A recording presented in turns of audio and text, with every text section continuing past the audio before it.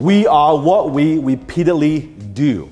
You see, becoming a millionaire, it is not an event, it is a process. And what determines that process is what you do on a daily basis. I'm talking about your habits. Today, I'm going to share with you the number one most overlooked habit that self-made millionaires share.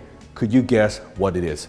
Comment below before I share the habit with you by the end of this video. But go ahead, comment below, see if you can guess what it is, and then we'll talk about it. I want to share a little story with you, something that impacted me tremendously at a young age. I was practicing martial art. I was just getting started. And at the time, I would run around like my house for many, many laps to improve my endurance, right? And at the time, it was one day I was running on my own, right? It was actually kind of cloudy, and I was running, and I saw this older gentleman in the front of his lawn, and he was mowing the lawn. It was very, very slow. Like he's probably in his maybe late 60s, maybe even 70s. He was mowing the lawn like this, and with this heavy lawn mower.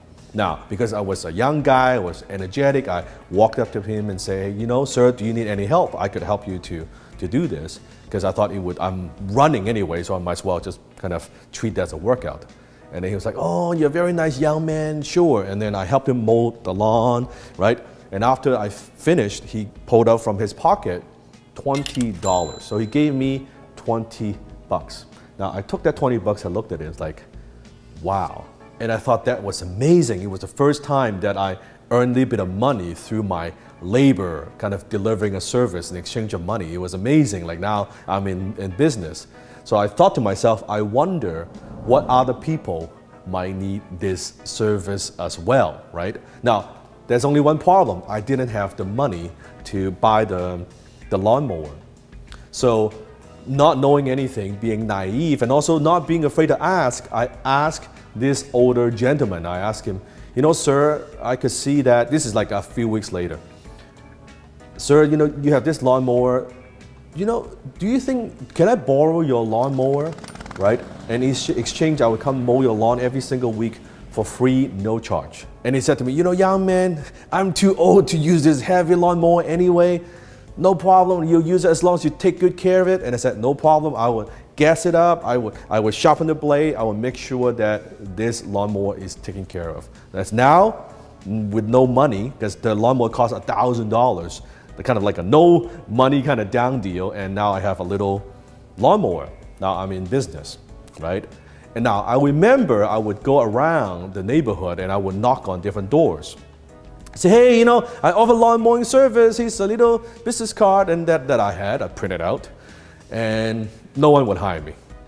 And my aunt, who is my mom's friend, used to run a little printing shop, like printing out business cards and flyers and posters and all those things.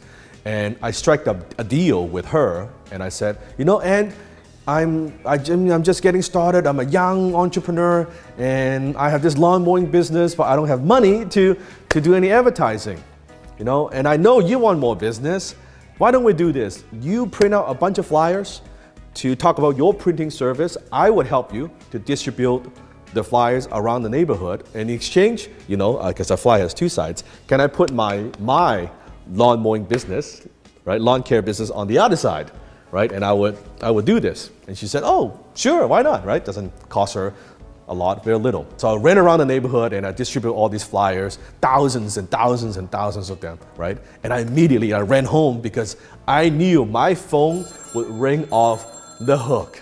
Thousands of flyers, right? I am a hardworking kid. I'm gonna make some money doing this so I can support my mom. So I went home and I sat in front of the telephone.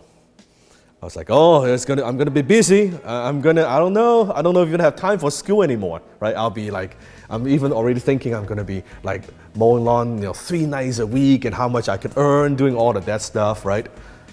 First day, no phone call. Second day, no phone call. Third day, no phone call. Now I'm looking at the flyer. Did I print the wrong phone number? It must be because I printed the wrong phone number. Darn, right? No, it is the right number. What is going on, right? 1 month later, not a single phone call from the flyer. So now I'm mowing the older gentleman's lawn. I'm not making any money. I'm actually losing a little bit of money because I'm putting gas into it. Now I'm running around not getting any client. I thought, oh my goodness, I'm going to be out of business. This is it. I'm done. Right? My first venture, huge failure. And before I gave up, I thought of something. And I'm going to ask you, how did I get that first client in the first place? How did I earn that first $20? Comment below. What did I do? I thought to myself, it's very interesting because I was just running that day and I saw there's a need, someone in need of help, and I helped that person with no motivation or not even an agenda of earning anything. It's just I helped the person and the person gave me a little bit of money. So I added value before I asked anything in return. So I went to a different neighborhood nearby. It was a beautiful neighborhood, more affluent neighborhood.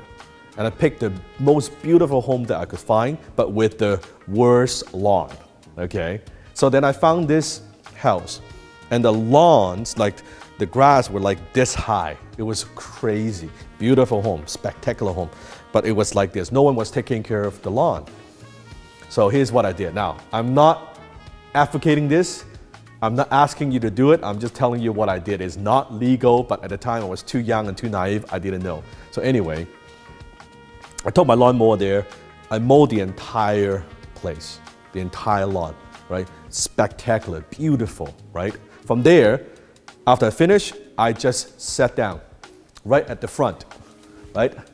Waiting for the owner to come back, just like this. So I was just waiting and waiting. Then finally, I know it's after work.